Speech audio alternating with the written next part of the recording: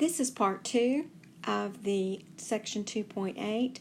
Some classes did not get to finish all of these on Wednesday, and I wanted to make sure that you all had an opportunity to view these. And of course, these are also posted on Canvas. But what we're going to be doing is practicing the composition of functions. F follows G, and then we're going to be looking at G follows F. What this is saying for fog, F follows G, that is not multiplication. It means we're going to use the G function first and then substitute that in as my new value for X in the F function.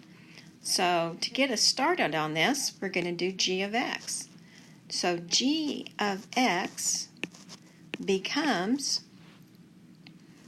G of 5